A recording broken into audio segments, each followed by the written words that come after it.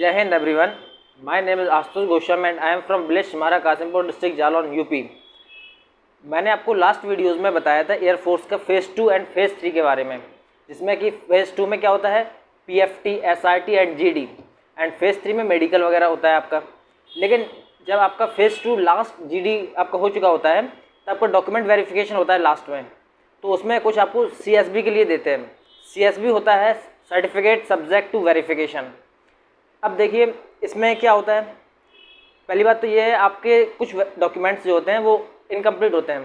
Suppose आपको 10th की PC, 10th का मार्क्सिंग सर्टिफिकेट, 12th की पीसी, 12th का मार्किंग सर्टिफिकेट, आपको ये चारों डॉक्यूमेंट लेके जाने होते हैं। लेकिन क्या होता है, कुछ सीबीएसई बोर्ड्स वाले स्टूडेंट होते हैं या कुछ यूपी बोर्ड्स वाले भी स्टूडेंट होते हैं या अदर बोर्ड्स वाले स्टूडेंट होते हैं जो उनको पीसी 12th का पीसी नहीं ले जाते हैं वो। या कभी कभी आपने देखा होगा कि कुछ लोग एनसीसी का सर्टिफिकेट होता है उनका कुछ इनकम्प्लीट होता है, मतलब उसमें कोई नाम में कुछ गड़बड़ होगा या कहीं कुछ गड़बड़ होता है, तो उन सबको सीएसबी दिया जाता है। सीएसबी का मतलब होता है सर्टिफिकेट सब्जेक्ट टू वेरिफिकेशन। इसमें क्या है, वो लोग जो एएससी वाले होते हैं या फोर्स सिलेक्शन सेंटर, वो लोग आपको डेट देते हैं कि आपको इतने टाइम के अंदर ये डॉक्यूमेंट लाना है आपको। तो आपको शायद 15 दिन का अप्रॉक्स टाइम देते हैं।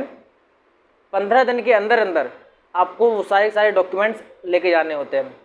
तो फिर आपको जब दोबारा जाएंगे आप तो क्या क्या डॉक्यूमेंट्स लेके जाने होते हैं, आपको सारे रियल डॉक्यूमेंट्स लेके जाने होते हैं विथ 3 जीरोक्स। मीन्स आपको 10th का certificate, PC and marking certificate, 12th की certificates, example like PC and marking certificates. जिसको भी एनसीसी का दिया जाता है वो सभी लोग अपना एनसीसी का सर्टिफिकेट लेके जाते हैं, साथ में ये चारों डॉक्यूमेंट्स लेके जाते हैं।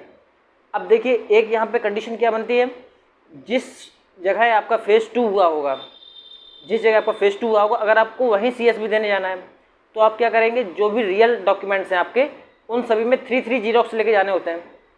लेकिन आप क्या है कि कभी कभी हमने देखा है कहीं बाराबंकी किसी का पड़ा है या किसी और एएससी सेंटर पे पड़ा है, तो वो लोग क्या कानपुर एएससी सेंटर आए तो वो लोग भी 3 जीरोक्स लेके आए अकेला। 3 जीरोक्स लेके नहीं आना है आपको। अगर आप जिस सेंटर पे सेकंड फेज़ पड़ा है, अगर उसके अलावा आप किसी दूसरे सेंटर पर जाते हैं सीएसबी के लिए, तो आपको 4 जीरोक्स लेके जाने होते हैं। कितने जीरोक्स लेके जाने होते हैं? 4 जीरोक्स। एक जीरोक्स आपको एक्स्ट्रा लेके जाना होता है। अब देखिए जितने भी आपके डॉक्यूमेंट्स हैं उन सब के 3 जीरोक्स या 4 जीरोक्स आप लोग करा के रखिए, उसके बाद वो आप सब लोग लेके जाइएगा।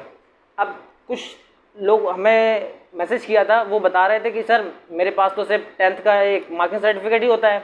तो देखिए मैं अपना सर्टिफिकेट यहाँ पे रखा हूँ, तो इसमें क्या है, इसमें देखिए ये मार्किंग सर्टिफिकेट है, ये सीबीएसई बोर्ड के द्वारा बनाया जाता है। लेकिन इसमें क्या है, लिखा होता है मार्किंग सर्टिफिकेट विथ पीसी, मतलब पासिंग सर्टिफिकेट।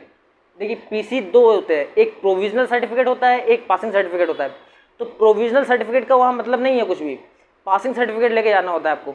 तो जो 10th का सीबीएसई का वो सिस्टम है, इसमें marking certificate plus passing certificate दोनों देते हैं वो। लेकिन 12th का क्या सिस्टम है, 12th में ये मार्कशीट आपको अलग से दी जाती है। ये देखिए आप 12th का जो मार्किंग सर्टिफिकेट है वो अलग से दिया जाएगा आपको, लेकिन पासिंग सर्टिफिकेट है वो आपको कॉलेज से जाके लेना होता है। ये देखिए मेरा भी नहीं था, मैं अभी लेके आया हूँ। उसके बाद मैं सीएसबी के लिए गया था, मेरा भी सीएसबी लगा था, तो यही 3SC लगा था मेरा, तो मैं 3 जीरोक्स लेके गया था। उसके अलावा मेरा को कोई वो नहीं था, इसलिए देखिए ये लेके जाना होता है आपको पीसी, पासिंग सर्टिफिकेट 12th का ये है।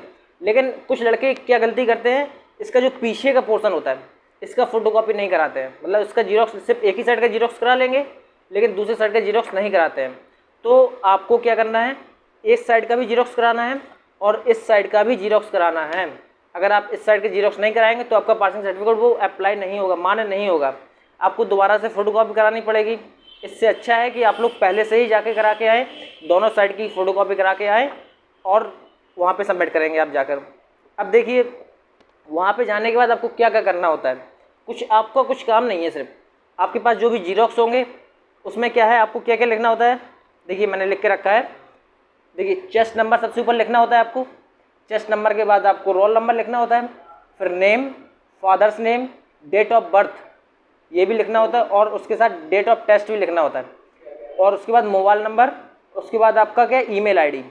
ये सारे के सारे ये जो भी स्टेप्स हैं, कितना 8 स्टेप्स, ये जो 8 पॉइंट है आपको सब सारे के सारे डॉक्यूमेंट्स में लिखने होते हैं। और याद रखना, ये सारे के सारे जो आप लिखेंगे ना, नेम, फादर्स नेम वगैरह वगैरह, ये सब आपको कैपिटल लेटर में लिखने हैं। उसमें साफ साफ लिखा रहता है कि ये सारे के सारे आपको कैपिटल लेटर में लिखने होते हैं। अब देखिए, क्या एक गलती और होती है, क्या वो लोग बता देते, गलती करने नहीं देते, बता देते हैं वो। जब आप इसका जीरोक्स लेके जाएंगे, सपोज आप इसका जीरोक्स लेके गए, तो जीरोक्स के नीचे जो ये जगह बचती है ना नीचे, यहाँ पर आपको क्या लिखना होता है, यहाँ पर आपको लिखना होता है, ये देखिए, जैसे मैंने लिखा है ना सेल्फ अटेस्टेड, सेल्फ अटेस्टेड, उसके नीचे आपको साइन बनाने होते हैं।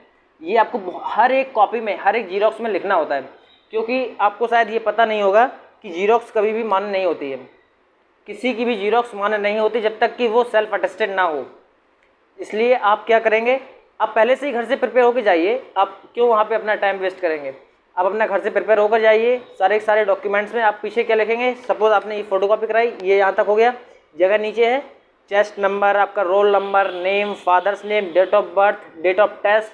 डेट ऑफ टेस्ट याद रखिए, डेट ऑफ टेस्ट उसमें क्या डालना है, सेकंड फेज़ का, जो भी आपका सेकंड फेज़ का डेट ऑफ बर्थ था, सेकंड फेज़ मतलब आपका PFT, SIT, GD वगैरह जहाँ पे लगा था उस डेट को, वही आपको डालना है। और उसके बाद डेट ऑफ टेस्ट के बाद मोबाइल नंबर, ईमेल ID। ये आपको 8 पॉइंट्स जो हैं, 8 पॉइंट्स आपको सारे के सारे डॉक्यूमेंट्स में पीछे लिखने हैं, हर एक कॉपी पे, हर एक जीरोक्स पर लिखने होते हैं। उसके बाद आपको वहाँ पे सबमिट कर देंगे। एक बात याद रखिए, कुछ स्टूडेंट्स हैं, मैंने मुझसे बात हुई थी इनकी, वो बता रहे थे कि मैं वहाँ पे गया, जीरोक्स सबमिट कर दिया, उसके बाद मैं चला आया। ये गलती आप मत कीजिएगा। आपको वो एक रिसीविंग देंगे, क्या देंगे, रिसीविंग देंगे कि मैंने आपका ये जीरोक्स है, ये जो भी वगैरह है वो सबमिट कर लिया है, अब आप जा सकते हैं। ये मतलब प्रूफ रहता है हमारे पास, क्योंकि जब आप अगर जैसे सपोज़ आपका PSL में नाम आ गया, एनरोलमेंट में नाम आ गया, लेकिन उसमें लास्ट में लिखा रहता है CSB, तो फिर क्यों आप फंडर डालें। ये इससे अच्छा है कि आपके पास प्रूफ होना चाहिए कुछ।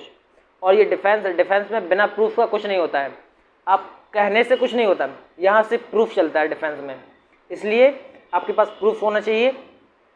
एट लास्ट आपको सारी चीज़ें करेंगे आप, उसके बाद जब आप वापस आएंगे, उसमें देखिए मैं आपको एक बात और बता दूँ, CSB में मैं 100% कह सकता हूँ इसमें रिजेक्शन नहीं होता है। आपकी गलती होगी, आपको दोबारा चांस दिया जाएगा, लेकिन इसमें क्या रिजेक्शन नहीं होता है। ये 100% आप श्योर रखिए, अपने मन में रखिए, आप भड़बड़ाइए नहीं, ना ही आपको कुछ वो है। अगर आपका PSL में नाम आता है, एनरोलमेंट में नाम आता है, तो ज्वाइनिंग से पहले भी आप जा सकते हैं, अपना CSB क्लियर कर सकते हैं। क्योंकि मैं जब वहाँ पे गया था तो एक बंदा मुझे मिला हुआ था, वो भी एयरफोर्स में लगा, वो बता रहा था कि मैंने जो है मेरा जो फेज़ 3 मेडिकल के बाद भी I think at least 3 month, after 3 month उसने CSB क्लियर किया हुआ था। जब उसका PSL में नाम आ गया था, PSL में नाम आने के बाद नीचे इनरोलमेंट में नाम आ गया, इनरोलमेंट नाम लिखने के नीचे लिखा था CSB, तो फिर वो बोल रहा था कि मैंने CSB सर्च किया, क्या होता है क्या नहीं होता है, फिर उसने डॉक्यूमेंट निकाला वगैरह वगैरह, तो उसके बाद उसने जाके क्लियर किया CSB। तो आप ये बात आराम से रखिए, आराम से आप सारा काम कीजिए। अगर आपके पास 12th का PC नहीं है, पासिंग सर्टिफिकेट, याद रखिए पासिंग सर्टिफिकेट है, प्रोविजनल सर्टिफिकेट नहीं है। इसलिए आप क्या 12th का पासिंग सर्टिफिकेट आप अपने कॉलेज जाइए, आराम से वहाँ से लाइए। उसके बाद दोनों साइड की फ़ोटो जीरोक्स करा के, दोनों साइड का फ़ोटोकॉपी लगता है, एक साइड का नहीं, इसलिए आप दोनों साइड का कराइए, आराम से जाइए, CSB क्लियर कीजिए। उसके बाद आप अपना एनरोलमेंट में नाम देखेंगे, PSL में नाम देखेंगे। सबसे पहले प्रोविजनल सिलेक्टेड लिस्ट जो आती है, आई थिंक एयरफोर्स का 1 दिसंबर को PSL आएगा, उसके बाद 10 या 11 दिसंबर को एनरोलमेंट आ जाएगा, उसके बाद 30 दिसंबर को ज्वाइनिंग स्टार्ट हो जाएगी। तो आप जिन जिन लोगों ने क्लियर किया हुआ है फेज़ 2 और फेज़ 3, उन सभी को कांग्रेट्स, और फिर मिलते हैं 30 दिसंबर को बेलगवी। एट लास्ट, जय हिंद।